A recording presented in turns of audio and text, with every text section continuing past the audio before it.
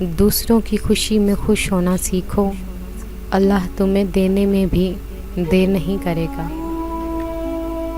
جب ٹھوکریں کھا کر بھی نہ گرو تو سمجھ جاؤ اللہ نے تھام لیا ہے۔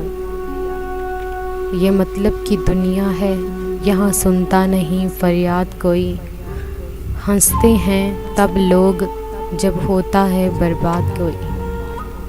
وہ میری ہر مشکل کو دور کرتا ہے، آخر وہ میرا خدا جو ہے۔ کسی کی غلطیوں کو بے نقاب نہ کرو، خدا بیٹھا ہے تم حساب نہ کرو۔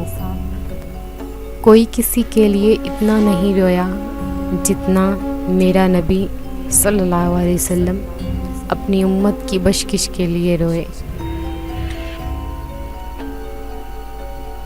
زندگی کی سب سے بڑی سچائی ایک قبرستان کے باہر لکھی تھی۔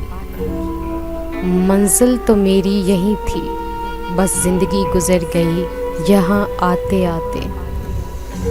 اگر آپ کے اندر وہ آواز موجود ہے جو پکار پکار کر آپ کو بتاتی ہے کہ یہ چیز حلال ہے اور یہ حرام ہے، تو اللہ کا شکر ادا کریں کہ آپ کا دل ابھی زندہ ہے۔ آج کی اچھی بات، اچھا بولنے کے لیے اچھا سننا ضروری ہے۔ ایک انسان کو پہلے سننا چاہیے اور اسی سے بولنے کا فن سیکھنا چاہیے۔ پتہ ہے محبت کیا ہے؟